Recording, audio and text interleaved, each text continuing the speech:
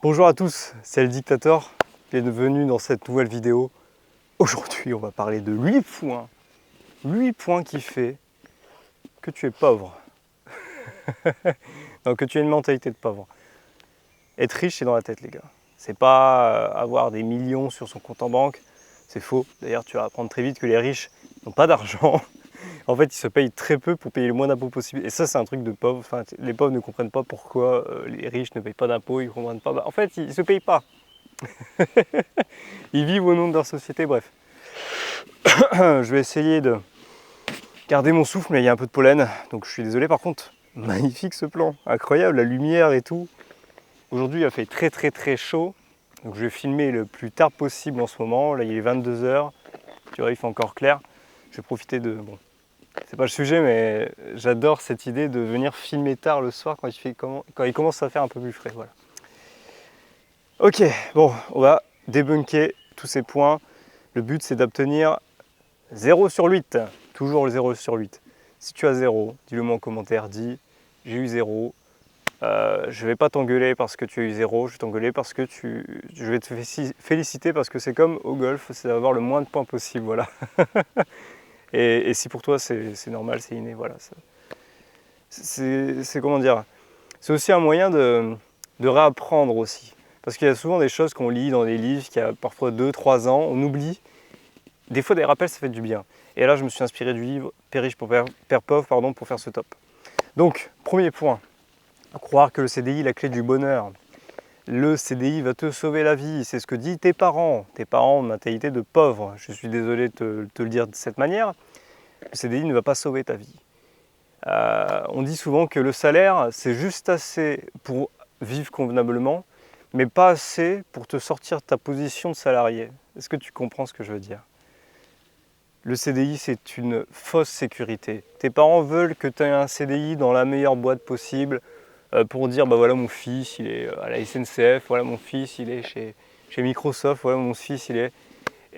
mais en fait, tu ne seras pas heureux avec un CDI. Parce qu'en fait, tu travailleras déjà toujours pour quelqu'un d'autre. Et ça, c'est un autre point qu'on reviendra plus tard. Tu travailles toujours pour quelqu'un d'autre, jamais pour toi. Donc tu t'enrichis pas vraiment. Une fois que tu reçois ton argent de ton salaire, tu vas payer tes factures, tu vas payer tes charges, et le mois d'après, rebelote, tu vas recommencer. Quand est-ce que tu travailles pour toi? Pas avec un CDI. Le CDI, c'est une fausse sécurité.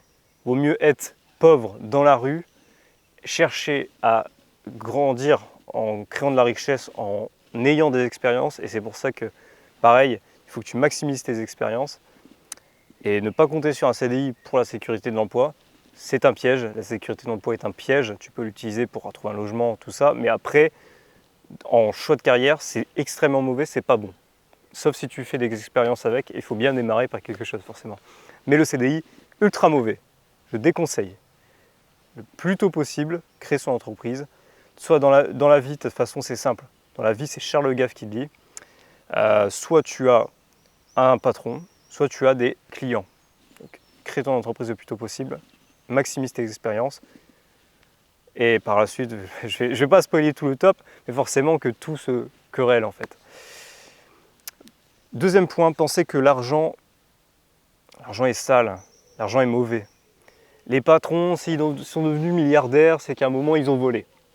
Ça, c'est une mentalité de socialiste, c'est une mentalité de gauche qui est ultra néfaste pour ton développement. Au Salvador, le Salvador est en croissance économique, c'est l'Argentine. Mais les deux sont en croissance parce qu'ils appliquent quasiment la même politique. L'Argentine est en croissance économique monstrueuse.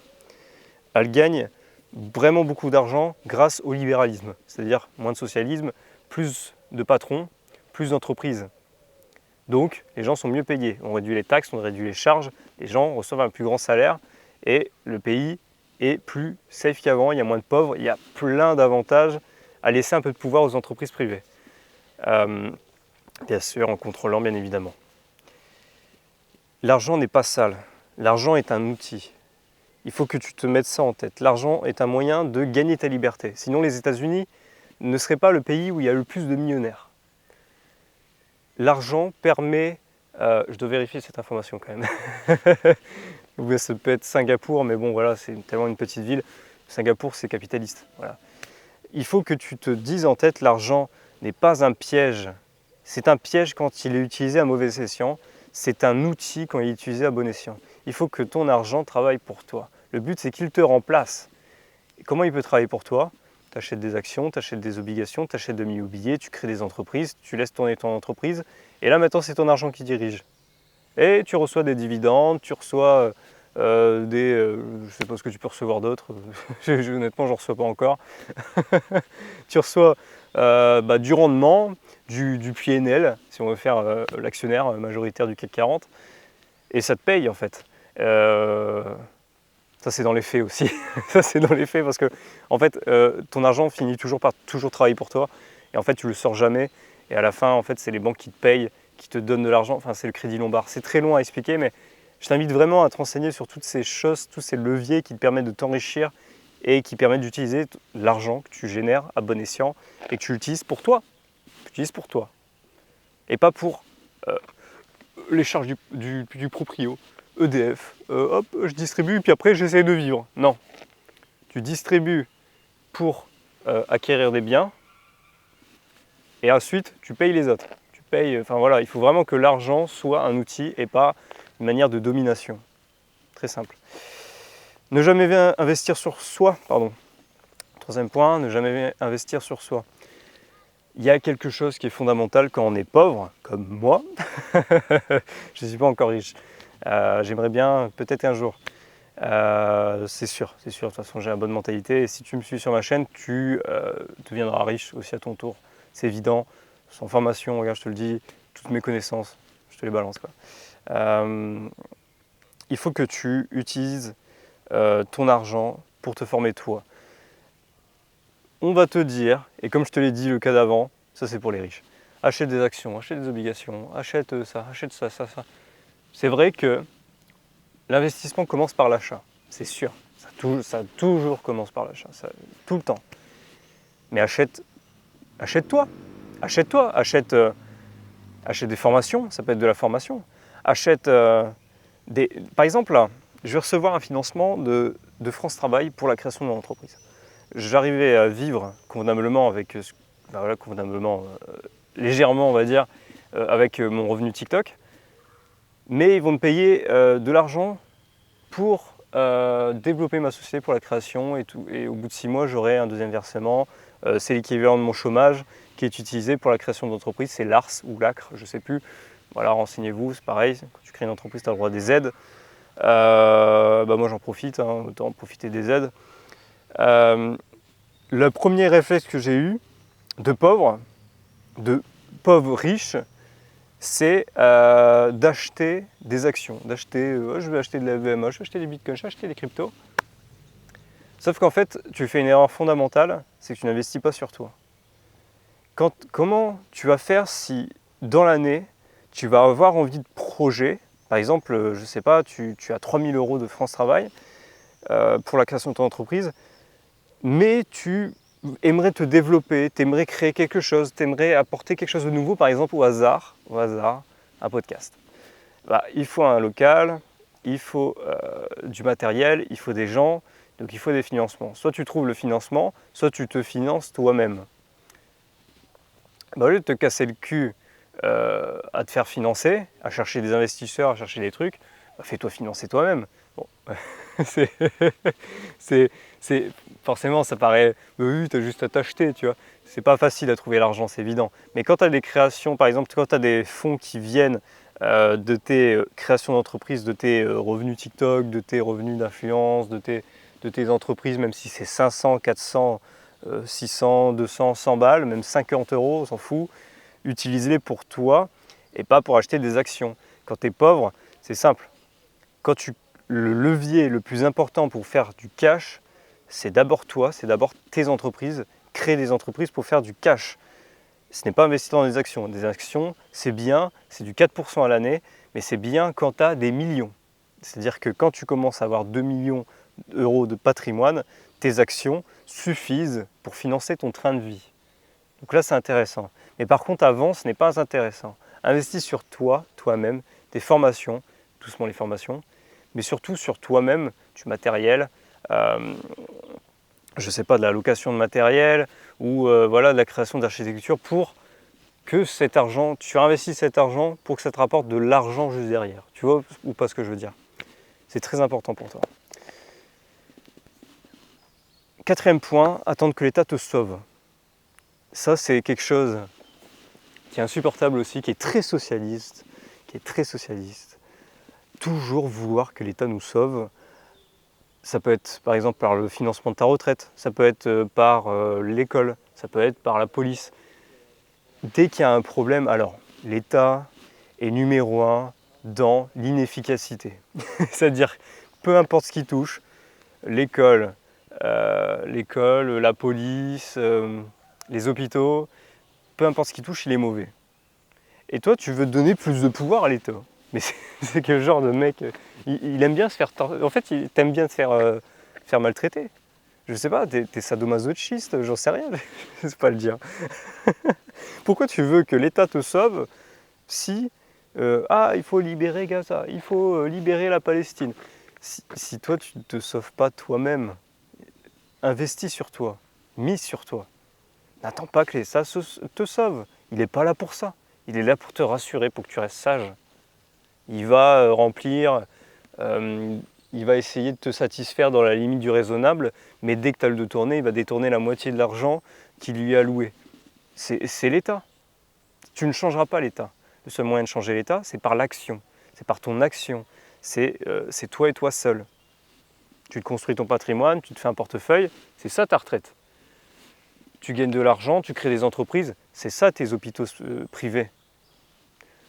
Tu travailles dur pour gagner de l'argent, tu vas payer ta maison, c'est ça, s'investir sur soi. Il faut arrêter de tout dépendre sur l'État.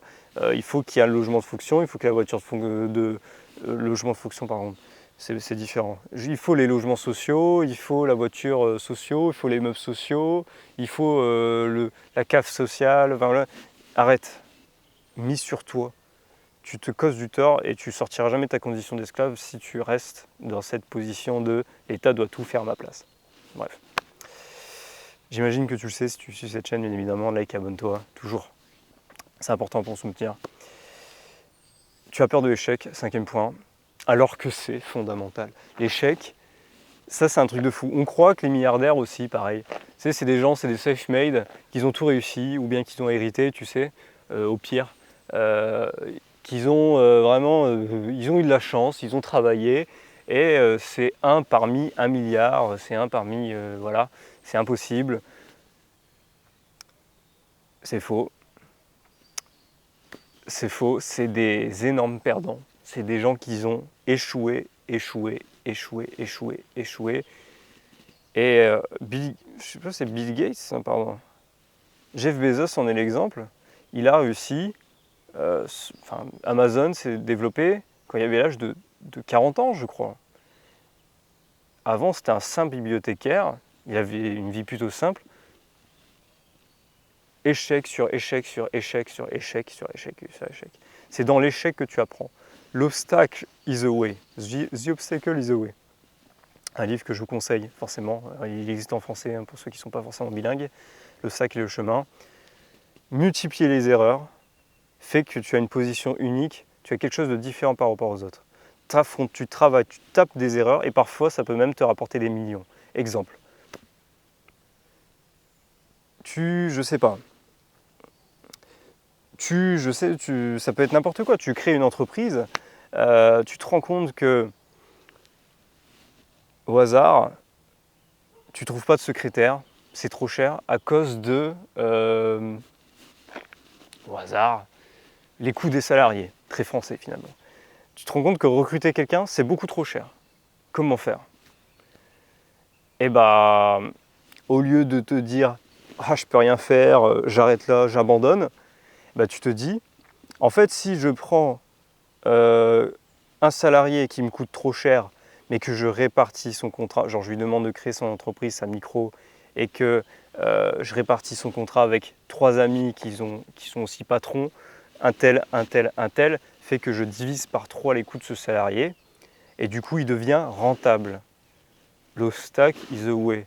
Tu penses rencontrer un obstacle, c'est la meilleure chose qui pouvait t'arriver de rencontrer un obstacle. Et c'est pour ça que tous les gens qui ont peur de l'échec, c'est complètement absurde. C'est dans l'échec que tu apprends le plus. C'est quand tu fais et que tu te trompes que tu apprends. Et moi, j'apprends. Des fois, j'apprends jamais des erreurs des autres, j'apprends que des miennes, c'est terrible. Les gens me disent, ouais, fais pas ça, tu vas te gourer, fais pas ça. Je fais, ouais, t'inquiète. Je fais la même erreur qu'eux. Et là, je dis, ah ouais, ok, je comprends pourquoi tu m'as dit ça. Voilà. Il faut surtout pas avoir peur de l'échec. C'est justement, ça fait partie du processus. Travailler dur pour un patron, voilà ce que j'ai dit dans le CDI. Grosse erreur, il ne faut pas que tu travailles dur pour un patron. Forcément, il faut que tu travailles dur pour toi. Pourquoi tu te bousilles la vie pour travailler pour l'argent de quelqu'un d'autre? Il faut que tu bousilles la vie pour toi. Il faut que tu te détruis la santé pour tes projets. Et ce n'est pas le but d'une vie. Tu n'as pas envie de t'accomplir, tu n'as pas envie d'être le meilleur.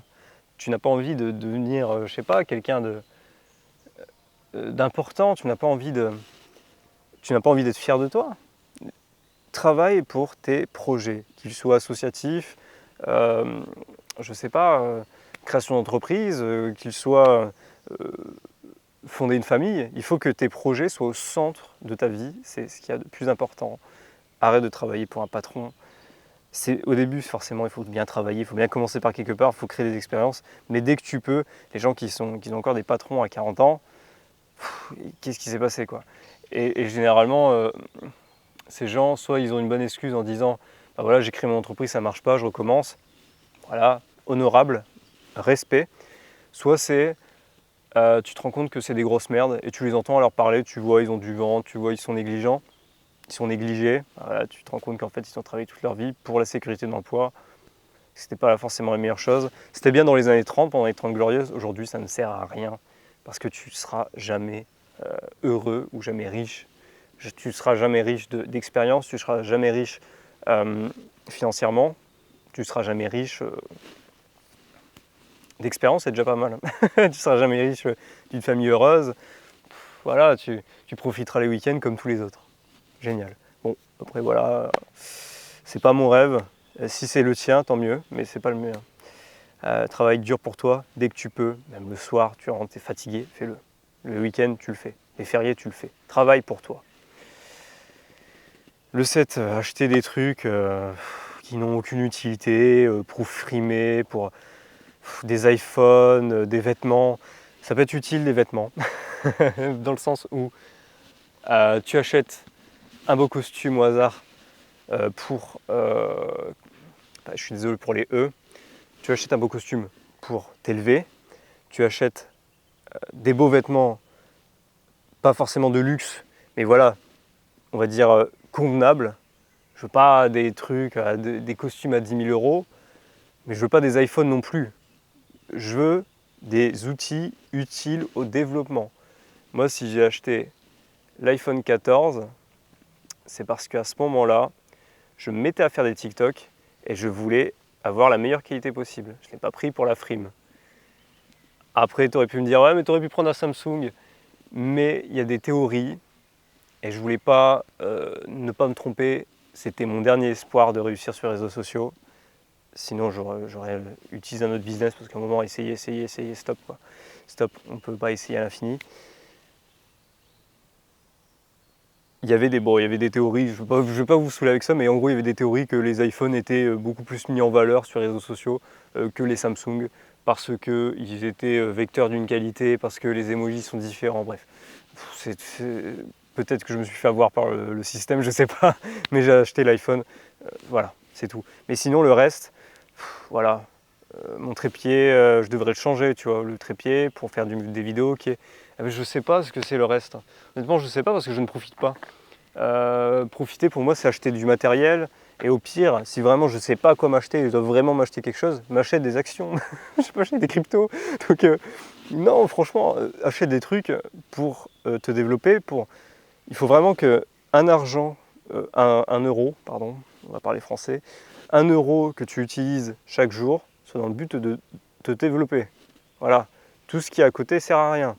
1 € pour manger, pas 1 € pour aller au fast-food. Tu peux avoir moins cher, prends le moins cher. Après, il faut prendre par rapport aux protéines, tout ça.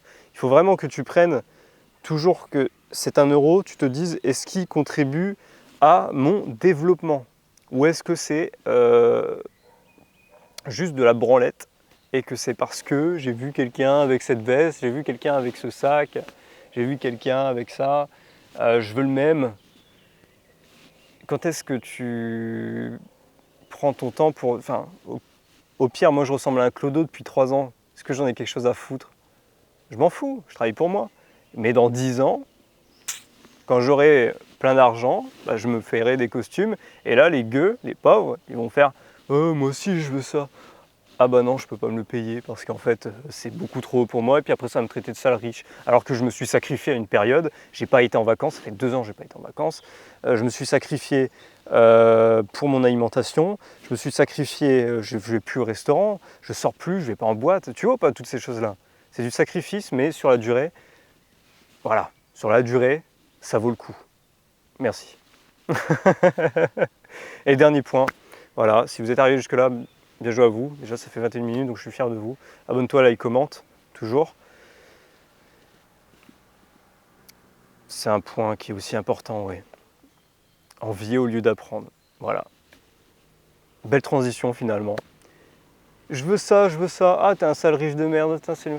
Au lieu de te poser la question de dire c'est un sale riche de merde, je m'en fous, c'est un fils à papa, c'est l'héritage. Au lieu de te dire ça et rester bloqué dans ta position de clochard, pose-lui des questions.